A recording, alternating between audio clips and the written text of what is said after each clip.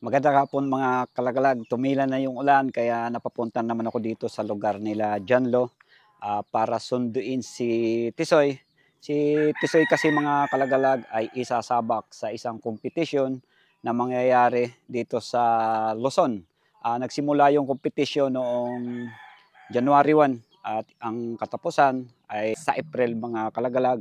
At si Tisoy nga ay aking susunduin dito kay Jan para ito ay makarating ng Karamuan Camarines Sur. Kasi si Tres Narbato ng Karamuan ay kasali din sa competition na to na paramihan ng huli ng mga labuyo. Ito ay may 8 o 7 grupo na sa kabuuan dito sa Bicol hanggang Calabarzon sa North Luzon ay nag-compete nga para nga sa paramihan ng huli ng mga labuyo mga kalagalag ngayong season hunting ng labuyo. At ito nga kukunin ko si Tisoy, nandun lang parte mga kalagalag. Kukunin ni Jan. Jan, saan nandun si ano? Nandito sa taas. So yun mga idol, balik tayo dito sa lugar ni Jan. Asan ba si Tisoy? Yan, namimiss ko si Tisoy. Namimiss ko yung mga ano niya sa akin. Shuffle. So yan mga idol si Tisoy. At yan nga ay iuwi dadalhin sa Karamuan Camarines Sur. Pakikuha na diyan.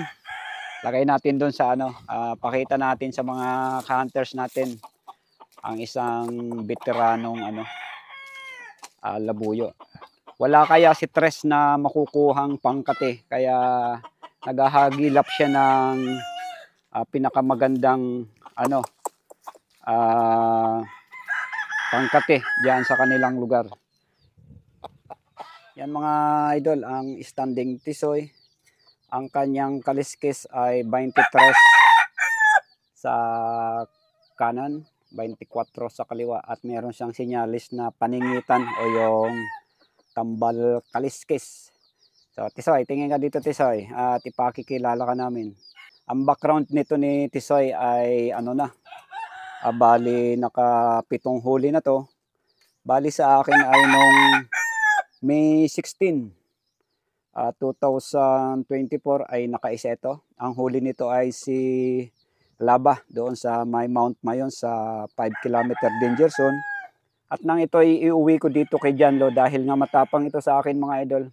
Binabanatan ako nito. Naka-anim na. Ano idol? Oo, 6. Ang panghuli, sino ba panghuli nito? Si Bulag. Si Bulag. Si Bulag ay napunta naman kay Hangelo Peñapil ng Santo Domingo Albay. At si Laba, ang nakakuha naman kay Laba ay taga Bulacan. Napunta siya ng parteng Bulacan nga mga kalagalag. Yan ang ni Tisoy mga idol. Siya ay nga isasabak sa competition. Gagamitin siya ni Tres para sa pangangate. Ang team nila Tres ay kung tawagin ay The Hunter 2. At ang team leader nila ay si Alex Bersabe, isang vlogger din mga idol. At sa team nila, simula noong January 1 ay nakahuli na sila ng 7. At ang team Talisay ay 5. Bali nakalamang ngayon sila Tres. At bali pala may itong mga kalagalag. Bali 11 team. At lamang nga sila Tres ng 2 huli. At kahapon nga si The Hunter Alex Bersabe ay nakahuli na naman ng isa dyan sa kanilang lugar. At ang team nila ay binubuo ng ilan ba yun? Mahigit 10 mga idol, mahigit 10. Halo, may mga Bicol, may mga Tagalog. At yun lang ang nabanggit natin. At ang organizer nito mga kalagalag sa palarong ito ay si Jake Silibio na taga dyan nga sa Katagalugan. Di ko alam kung Laguna ba o sa Batangas. At ang kinaganda nito mga kalagalag, malaki daw ang premyo nito at may mga trophy. Ang isang trophy daw ay nagkakahalaga ng 5,000. So maganda yung papremyo dito. At kung sakali manalo ang The Hunter, yung team ni Alex at nila Tres Narbato, ay baka sila ay mapunta diyan sa Laguna. Kasi doon yung awarding ng palarong ito. Ako naman ay hindi nakasali dahil nga ako ay tawag dito, busy sa paggawa ng CI. At si Jan nga, inikayat ko tong sumali kaso wala naman siyang camera. Kasi dapat sa competition na to ay actual na may video na makikitang sumalpok ang labuyo doon sa kate. Mahirap ito maging scripted. Hindi natin pwede turuan yung mga tawag niyan, mga kate na inalagaan para lang sumalpok doon sa natin sa pain. Mahirap mag-scripted sa mga ganitong kaya siguradong walang daya to kasi talagang makikita naman sa mga video mga kalagalag kung paano lumapit at sumalpok yung mga alpas sa mga gamit na pangkate. At yan nga si Tisoy ay susunduin to sa akin ni Tres Narbato sa anong buwan ba ngayon? January 24 sa Legazpi City. Kasi kung manggagaling pa siya ng Karamuan papunta dito kina dyan, medyo malayo to sa syudad. Maputik yung daan kasi nga yung mga nakarang araw ay tag-ulan.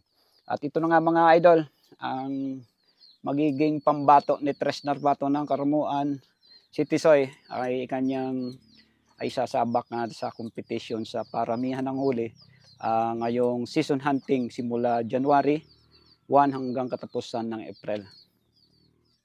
May isa pang sinyalis to si Tisoy mga idol, ang kanan niyang tahid ay itim at sa kabila naman ay puti. Kaya hindi yan basta-basta mawawala. Sinyalado talaga at madaling makilala. Yan. So, tenga perlasan pa. Yung tenga perlasan. So sa kanan perlasan yung tenga niya sa kanang parte ng tenga niya. Kaya napakagandang pangkati si Tisoy. Ito ay hiyang kahit kanino. Sa akin ay naging hiyang dahil nakahuli sa akin ng isa. Kay Jan, naka-6. At siguradong Titres hindi masisiro to dahil nga kahit sino umawak kay Tisoy ay laging nakakakuha. Yan. Ready na. Ay pasok na natin sa sling para ito nga si Tisoy ay may uwi natin. At siguradong si Tres ay nananabik na tong makita ng personal dahil nga ito ay susunduin sa atin. Okay, Dol, kunin natin yung yung sling carrier. Ako ay may dala mga kalagalag na 3 sling carrier bag kasi ako ay mamimili rin ng pangkatiki dyan, bali 2 para nga sa darating na February ay meron akong pangkati doon sa amin. At ito mga idol, ang sling carry bag na to ay regalo sa akin ni Cheska Ruiz. So sa mga gusto mag-order sa kanya, ito ay sakto sa mga pure labuyo at mga mistiso tulad nito kay Tisoy. Kasyang-kasya yan dito kasi may kalakihan to na akma sa mga mistiso at pure. Natin doon. Pasok ka na Tisoy nang tayo makauwi na kay gagabi na. Alas 4 na eh.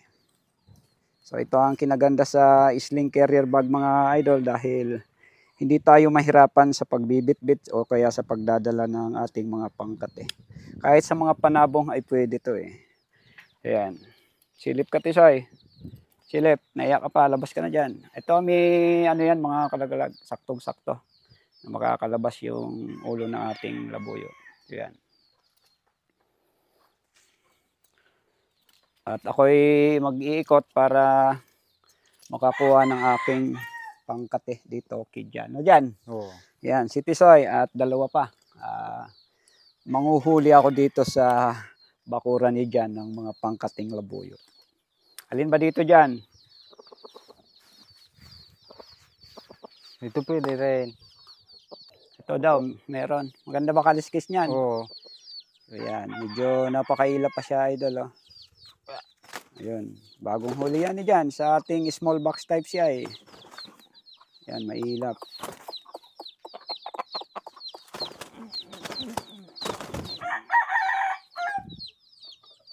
Yan mga idol, ang aking huli sa ngayon dito sa bakuran ni Jando. At ayun, meron pang isa pala, linabas niya na pala ayun yung isa. So ready na silang dalawa para maipasok natin sa sling at maiuwi natin ng Legazpi.